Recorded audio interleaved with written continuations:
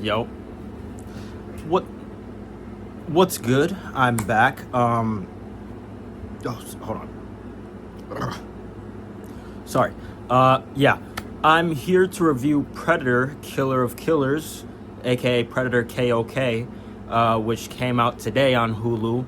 Now, I'm making this video the same day that I made the ballerina video, but I'm gonna upload this tomorrow, Saturday, so the 7th. Now, this movie is an animated Predator movie. It is the 6th installment in the franchise, and later this year in November we will be getting Predator Badlands, and also the Alien Romulus sequel is going to start filming this fall. So we're building up the Alien and Predator franchise. Eventually we're going to get to Alien versus Predator 3, which is going to be hopefully peak. But in terms of Predator: Killer of Killers, I want to say this movie was a success. I think this might be the shortest Predator film.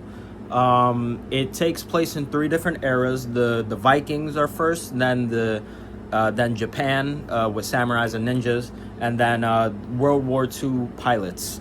And they're all connected. I at first I thought this was just going to be a straight up anthology, which it is, but it's still connected to the other movies, like the previous movies and potentially the future movie. Like this might tie into Badlands in some way, shape, or form. It definitely will. So this movie is that if you're wondering like, oh, do I need to see this movie? You don't have to, but it's recommended that you check this one out before seeing Badlands. It's like Marvel, you gotta, when it was in its peak, when it was in its prime, before Infinity War and Endgame, you have to watch everything, to be really locked in. So yeah, Predator: Killer of Killers. I really enjoyed this movie. I'm definitely gonna watch it again since it's on Hulu.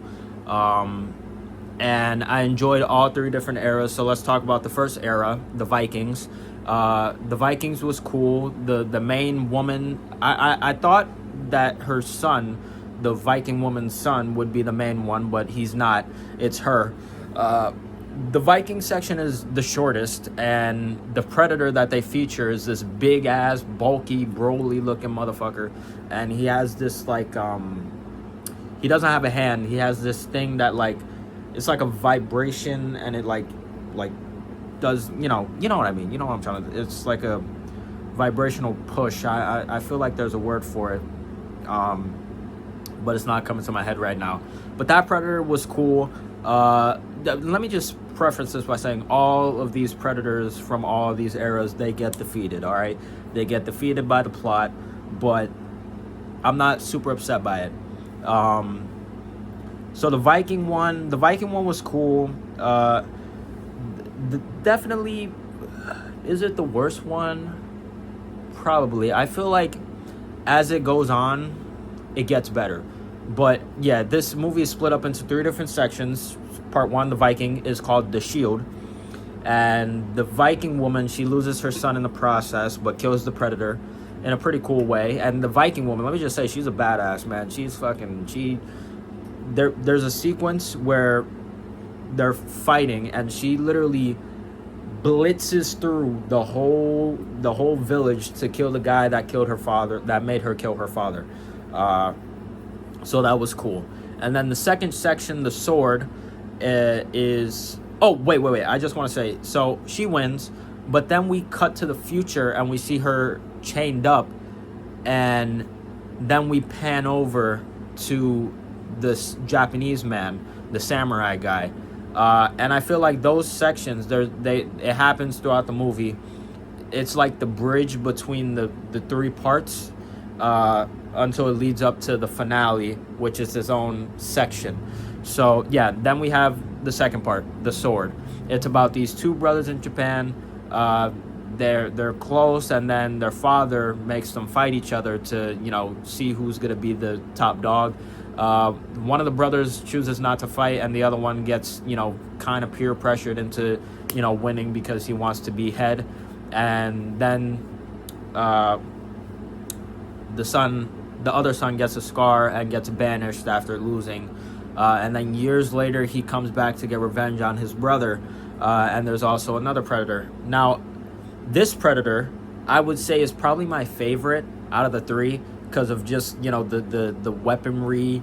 It's just dope as shit. He has this thing where, like, it shoots out and it's like a whip, but it's I don't know how to explain it properly, but it's dope as shit. And he has this sword where it's like you hit something and then you turn it and then it spreads open. It's in the trailer. It cuts someone in half. So basically the main brother, he dresses up in this ninja outfit and goes after his brother, who is the Shogun now, apparently. I'm pretty sure. And then they have their little scrap. He wins and potentially, he thinks he kills his brother when the brother falls. And then he goes up against the Predator. And that was a cool little sequence, little section. And he thinks he defeats the Predator, but he doesn't. And his brother turns out to be alive. And they have, a little scrap again. And then the Predator pops up once again.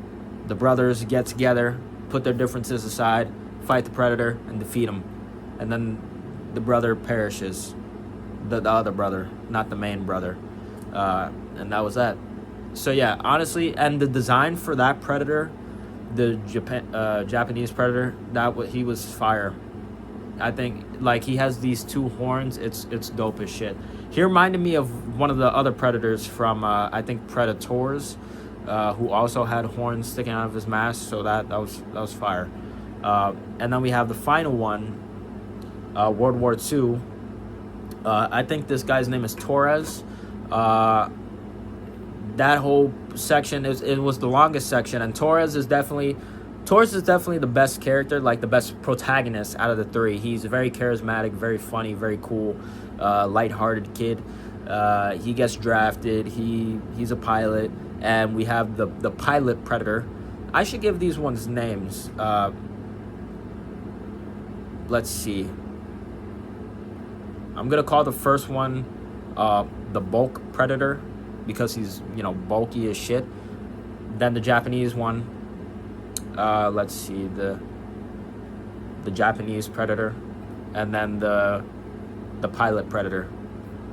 That's what I'm gonna call them. So bulk, Japanese, pilot. So pilot Predator, he has this like cool little thing on his eye, and he just mollywops all these pilots. But Torres finds a way to outmaneuver him and wins, and then he gets kidnapped. And then we cut to the present. All three of them were frozen in time. So it turns out, like, Predator, like, people who are good enough to beat the Predators, apparently, some of them get kidnapped, frozen in time, and then brought back. And all three of them, the main three, they get put on what I think is the Predator's planet. And I think this place is going to tie into Badlands, because I think that world is going to be the same world as the world in Predator Badlands. I'm pretty sure. That's my theory. Like, I'm trying to put these two together, because this, obviously, I'll tell you why it connects. So yeah, we have the three protagonists together. Then we have the leader of this group, and he's like, you guys got to kill each other, and whoever's the last one standing will fight me. So the killer of killers, essentially. They have their little scuffle at first. They all speak different languages. Torres, English, the Viking woman speaking like some native tongue, and then, the Japanese guy. But they eventually, come together, and they get away. Well, the Japanese guy loses his arm. The Viking woman sacrifices herself to save the other two, and then Torres flies their ship out of there. So the Viking lady's left behind, and the main big Predator guy is like, we're going to go hunting. And it's just a shot of all the Predators getting in their planes and going after Torres and the Japanese guy.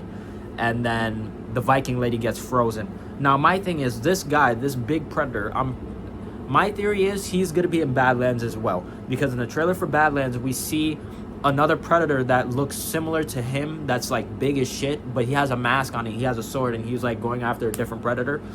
I'm almost certain that they're the same person, or like I'm just gonna say they're the same person. That's what I think.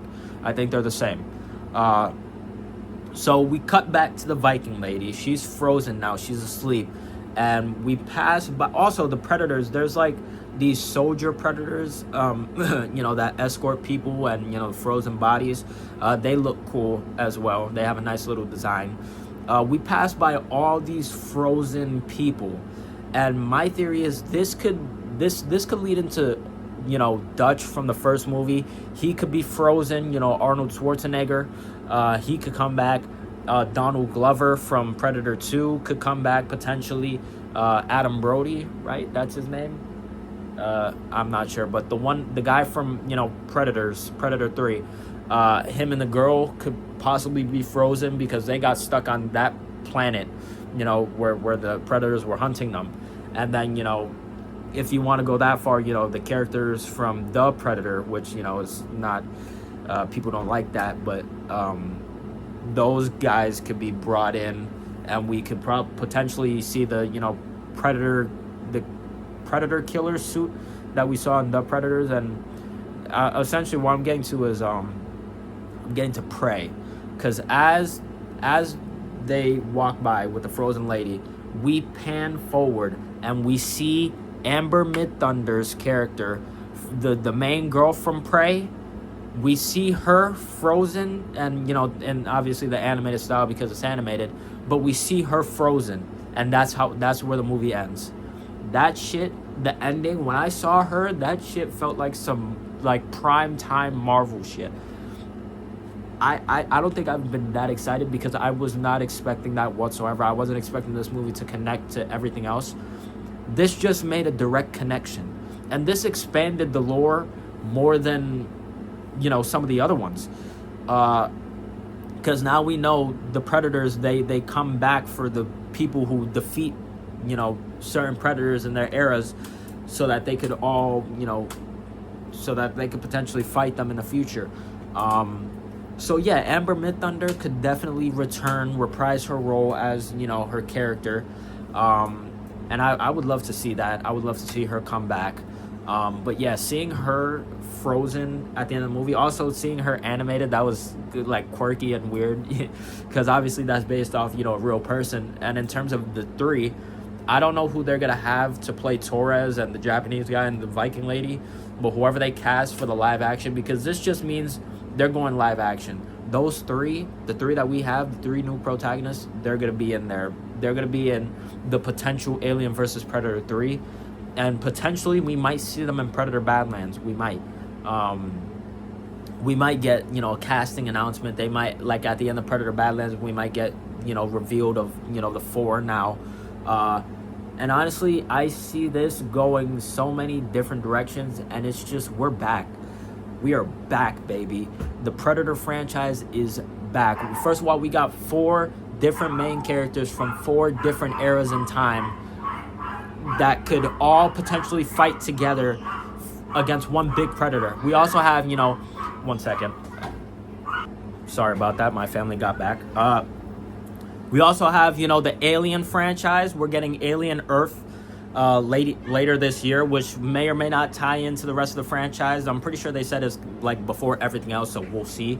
But we also have Kaylee Spaney, David Johnson, that could, is going to come back for the Alien Romulus sequel. We have Ella Fanning, who will be in the new Predator Badlands. So there's just so much that they could do, so much potential, so much peak on the way. And as a Predator and Alien fan, I can't wait. This shit is, Alien vs. Predator 3 is going to be gas with all these characters. It's going to be Infinity War and Endgame all over again. Wait! Alright.